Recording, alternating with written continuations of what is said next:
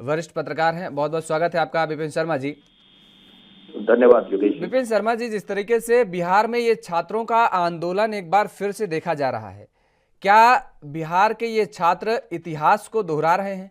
क्योंकि इतिहास के पन्नों में अगर जाएं तो वो चाहे 1955 का जिक्र करें, चाहे 1967 का जिक्र करें, 1955 का जिक्र अगर करते हैं तो उस दौरान तो जिस तरीके से ये कहा जाता है कि जब जब बिहार में छात्र आंदोलन करता है तो वास्तव में दिल्ली की सत्ता डोलती है। निश्चित बात है कि यहाँ पर अगर इतिहास दोबारा दोहराता हुआ नजर आ रहा है, इसमें कोई दो राय नहीं है। लेकिन मुद्दा ये है कि छात्रों को पूरा हक है कि अगर विरोध अपना जताना चाहते हैं, उनको लग रहा है कि जो आरआरबी और एनटीपीसी के जो परीक्षाएं हुई थी, उनके जो रिजल्ट आए उसमें गड़बड़ी हुई है, वो बात अपनी जगह दुरुस्त है। लेकिन हिंसा का हक किसी को नहीं मिलता। और खास तौर पे देखिए, क्योंकि ये कोरोना काल का दौर चल रहा है, यहाँ पर ओमिक्रॉन वेरिएंट जो है वो अपना प्रकोप दिखा रहा है। उसके बाद आगजनी हो रही है और सबसे बड़ी बात है, आग में घी डालने का काम जो विपक्ष कर रहा है वो दुर्भाग्यपूर्ण है। और ये तो देखिए, ये तो अमूमन देखा जाता है। विपक्ष को तो एक मुद्दा मिल गया यहाँ पर, और छात्रों के कंधे पे रखकर आप अपने, अगर कोई भी राजनीतिक दल हो, वो अगर अपनी सियासी रोटियां सेके या राजनीति को चमकाए, तो इससे ज्यादा चिंता का विषय और क्या हो सकता है। और यहाँ पर अभी अगर देखिए, मुद्दा ये है कि यहाँ पर जो रेल मंत्री हैं अश्विनी वैष्णव, उन्होंने बिल्कुल आश्वासन दिया कि हमारी जो एक कमेटी बैठेगी, वो देखेगी कि क्या छात्रों का जो है, ये जो उनकी समस्या है, उनकी जो ग्रीवियंसेस हैं, उसको हम कैसे उसका समाधान निकाल पाए। लेकिन उसके बाद जो रेलवे ट्रैक्स पर जाकर वहां पर जो हिंसा हो रही है, उसके बाद आप देखें पूरा, अगर आप जितने बड़े बड़े शहर हैं पटना के, आप बिहार में पटना, गया, समस्तीपुर, मुजफ्फरपुर, और वहां पर आपको ये सारी चीजें दिख रही हैं इस समय कि कैसे लंबी लंबी कतारें लगी हुई हैं। और बिहार बंद की जो इन्होंने अपील करी कि बिहार बंद हम करवाएंगे, तो उससे किसका फायदा होगा, किसका नुकसान होगा। और छात्रों को अगर कोई भ्रमित करता है यहाँ पर, तो ये बहुत चिंता का विषय है। यहाँ पर छात्रों को पूरा हक है कि अगर उनको सरकार की कुछ नीतियां समझ नहीं आती या उसका विद्रोह करना है, शांतिपूर्वक विद्रोह का हक हर किसी को है लोकतंत्र में। लेकिन यहाँ पर जिस तरह से ये टायर जलाए जा रहे हैं, आप नारेबाजी कर रहे हैं, वो बात समझ आती है। लेकिन उसके बाद यातायात में लोगों को कितनी तकलीफ हो रही है इस समय, आवाजाही सब जगह आवागमन वो रुका हुआ है। यहाँ पर जो लंबी कतारें आपको दिख रही हैं, हाजीपुर मुजफ्फरपुर की बात करें, हाजीपुर छपरा की बात करें, दरअसल इतिहास के पन्नों का जिक्र हमने इसीलिए किया क्योंकि छात्रों में रोष है। और जिस तरीके से 2-2 साल 3-3 साल लगातार इनके साथ, इनको अंधकार में, इनके भविष्य को अंधकार में रखा जाता है। सोचिए जरा, जिनकी उम्र निकल रही है, जिनको 1 साल 2 साल ही बचे थे या 3 साल ही बचे थे, उनकी अगर उम्र निकल जाती है तो उनका भविष्य तो अंधकारमय हो गया। अगर 1967 का मैंने जिक्र किया तो उस दौरान दरअसल ये कोई विपक्ष पहली बार नहीं है साथ दे रहा छात्रों का, इसके पहले भी लगातार छात्रों का विपक्ष साथ देता रहा। केबी सहाय वहां के मुख्यमंत्री थे और ऐसे में छात्रों ने जब आंदोलन किया तो महामाया सिन्हा ने उनका साथ दिया था और वो जिगर का टुकड़ा कहा करते थे छात्रों को। जब चुनाव हुए उसके बाद तो क्या हुआ, आंदोलन के बाद क्या हुआ, महामाया सिन्हा मुख्यमंत्री बने, केबी सहाय हार गए थे।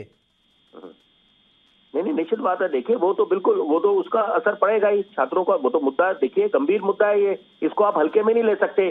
छात्र बेवजह इस समय अपना विरोध नहीं जता रहे। मैंने बात करी हिंसा की, कि अगर हिंसा होती है या जान मान को नुकसान पहुंचता है तो वहां पर मुद्दा गंभीर और हो जाता है, यहाँ पर वो चिंता का विषय बन जाता है। तो ये उस चीज से बचने की आवश्यकता है कि कानून किसी को अपने हाथ में लेना नहीं चाहिए, क्योंकि वहां पर फिर उसकी जिम्मेदारी किसकी बनेगी, विपक्ष देखिए। और ये तो है, चाहे इस समय अगर भाजपा भी विपक्ष में होती और एनडीए विपक्ष में होती तो वो भी मौका नहीं छोड़ते घेरने का सत्ता पक्ष के लोगों को।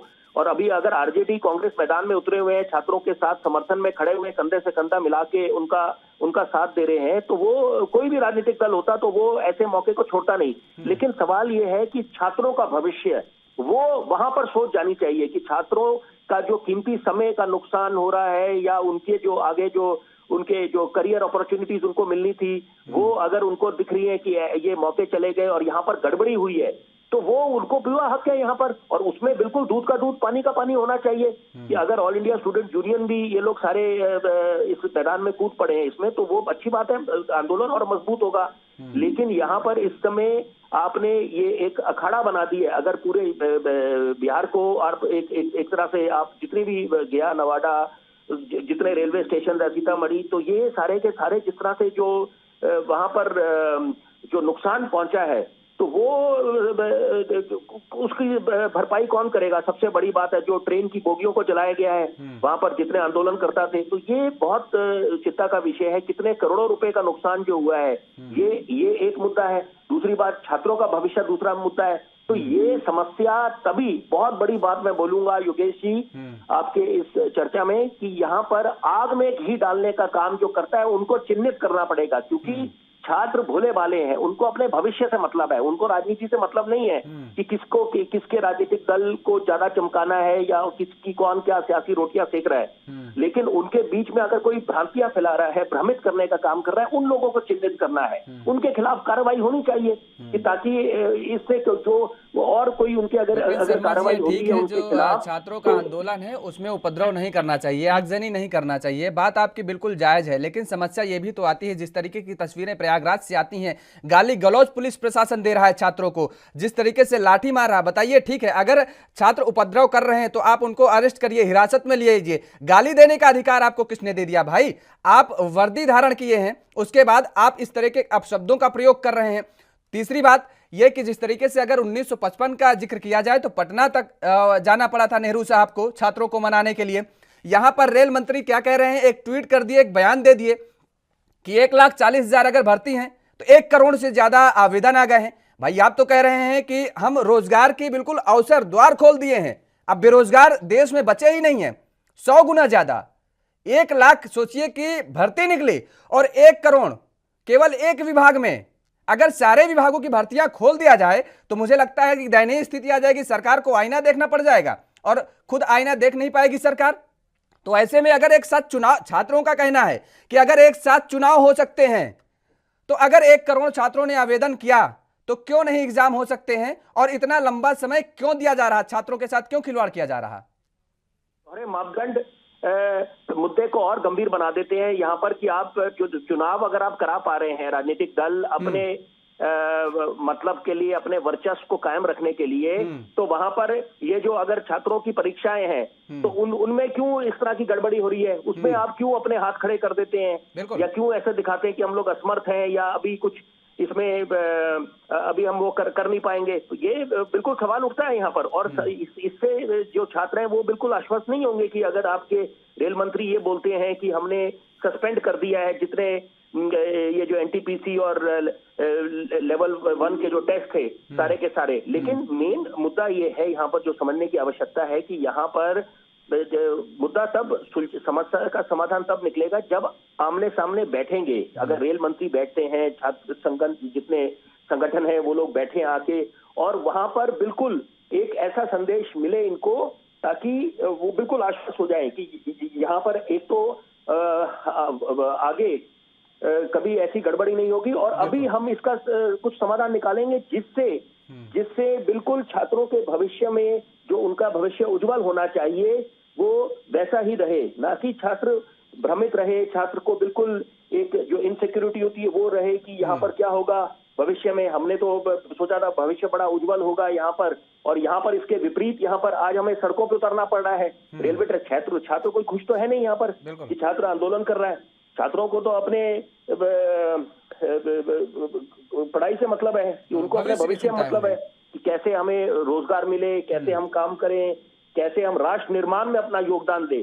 देश के प्रधानमंत्री हमेशा युवाओं की शक्ति को नमन करते हैं, और सबसे बड़ी बात है कि युवाओं की अलग भूमिका है, उनके कंधों पर देश का भविष्य टिका हुआ है और राष्ट्र निर्माण में उनका योगदान की बहुत अहमियत है। तो यहाँ पर जब ये सारी बातें हम लोगों को पता है, उसके बाद भी अगर हम लोग ऐसे चीजें, दृश्य देखते हैं तो ये दिल दहलाने वाले दृश्य है। इससे बचने की आवश्यकता है। अंतर्राष्ट्रीय पटल पे आप सोचिए एक तरफ संकल्प लिया था कि बिहार को हम उत्तम प्रदेश बनाएंगे, कि उसके बाद आपको अगर ऐसे दृश्य देखने को मिलते हैं, छात्र सड़कों पे उतरे हुए हर जगह देखिए और हर शहर में, तो यहाँ पर ये बहुत दुर्भाग्यपूर्ण बात है। इससे अंतर्राष्ट्रीय पटल पर हमारे देश की छवि धूमिल होती है, और खासतौर पे कोरोना काल पे आप खुद समझ सकते हैं कितना ज्वलन मुद्दा बन जाता है ये, कि एक तरफ जब सारे आपको कोविड अप्रोप्रिएट बिहेवियर भी उसका अनुपालन करना है, और यहाँ पर आप इस तरह में धड़ल्ले से सारी चीजों का नियमों की धज्जियां उड़ाई जा रही हैं, तो ये मुझे लगता है कि इसका समस्या का जल्द से जल्द संज्ञान लेना पड़ेगा। बिल्कुल, और सोचने वाली बात है, सभी चिंतन करने वाली बात है। इसमें केंद्र सरकार को इस पर कोई ना कोई बड़ा कदम उठाने की जरूरत है। चलिए, बहुत बहुत शुक्रिया हमारे साथ जुड़ने के लिए। तो बिहार में एक बार फिर से छात्र आंदोलन की चिंगारी भड़क उठी है, और ऐसे में अब ये देखने वाली बात होगी कि इन छात्रों के भविष्य के साथ जो खिलवाड़ किया जा रहा है, इस पर कोई ठोस कदम कब उठाया जा रहा है, क्योंकि बिहार की ज़मीन से जब जब छात्रों ने हुंकार भरी है, दिल्ली की सत्ता तक हिल गई है, ये इतिहास गवाह है।